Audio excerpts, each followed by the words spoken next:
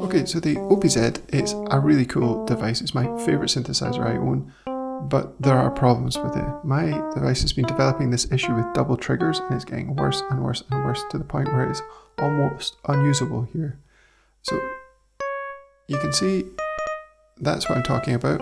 You press the key once, it feels like you press it once, but it triggers multiple times.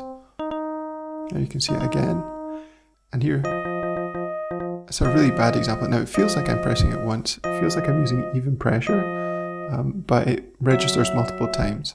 And you know, when you're sort of improvising or you're just carrying it around and playing around with it, and you know, you've got inspiration strikes and you pick up and you want to sort of mash away on it, you can't do that. And live recording and stuff makes it much more difficult. You can see here it happens with the sequence, all of these buttons of this style. And here I try and turn this trigger off multiple times and it doesn't register. Very irritating, kind of saps the fun out of it. Now it's a £600 synthesizer and it shouldn't have these problems, but I love it so much that I'm willing to try and fix it. And I found a thread on Reddit which said that you can fix this using contact cleaner. I'm going to show, I'm just disassembling it here, taking the back plate off, and I'll take out the OpLab module and the battery. I'm not sure if this almost certainly isn't necessary because it's non-conductive. You know, it's not like the battery's going to make any difference for it, I don't think, if it was off anyway. Sorry, you can see my dirty nails there. I was cleaning something before I did this. I only realized halfway through the video and cleaned my hands again. You can see my device also has bending as well. I'm holding it flat on one side. It has slight bending to it. I've seen some really bad examples. So this is the stuff I'm using. They recommended in the thread Deoxit D5 and I couldn't get a hold of it in the UK. It was super expensive in the places I saw it. So I got this stuff instead. And I thought, may as well give it a go. They recommended that you don't spray it directly on the device because it can kind of lock up the keys and it takes like 4 days to dry if you put on too much. So I'm spraying it in a little bowl here and I'm using a cotton bud to dab it on. And you can see I just sort of saturate the end of it there and then dab it on. I was a little bit cautious with the first one. I added a little bit more to the second ones, or the rest of the buttons after that. Dab it on, press it maybe 30 odd times just to try and work it in. Now, it doesn't feel like anything's happening. It doesn't feel any different when you're pressing it. And it's sort of, you know, you don't think that it kind of would work. But it does. You know, I'll tell you this just now. I've been playing with it all day and it's working really nicely. I had a couple of double trigs just after I finished doing this and I tested it off camera. But then, you know, since then I've had nothing at all. So it's so nice to have it back because I really love it so much. And it was just irritating to use. So this works. I highly recommend if you've got an OPZ and this is a problem, just give it a go. Just make sure you kind of follow a similar style and use similar type of contact cleaner. Can't say anything for any other types. So yeah, it's irritating. It happens. You know, it's expensive. It's an expensive synthesizer. The build quality definitely doesn't feel great, and then with the bending as well, this is a problem. But it's a really cool device. I think it's got the best sequencer on, well, at least any instrument that I've used. It's so much fun. So I'm really pleased that it's worked. Now the other thing that I'm wanting to fix here, or maybe address, is there's a problem with the placement of where the feet are on the bottom of the device.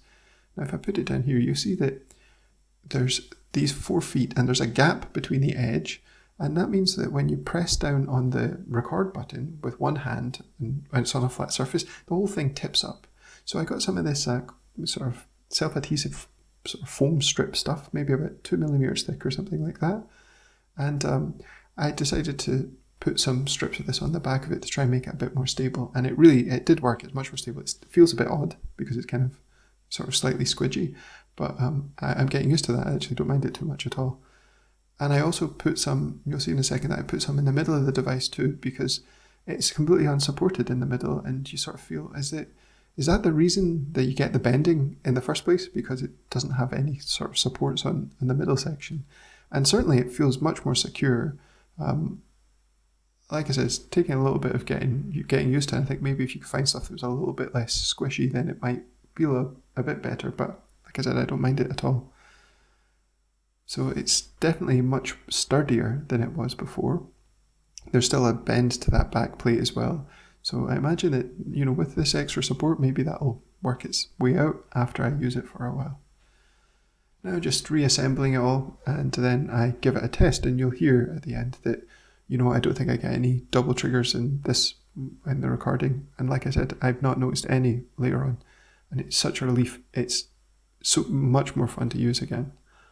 Now, I don't have a huge amount of bending in the device, and apparently having a module in place kind of makes it less likely to bend.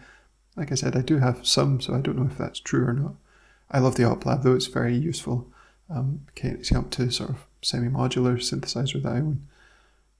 So it's quite handy that I've got that if it is helping with the bending as well. So yeah, if you've got an OPZ and you're suffering from this problem, I'd really recommend it. It's fixed it for me. I'll report back I don't know how long that'll last for, if I need to do it again.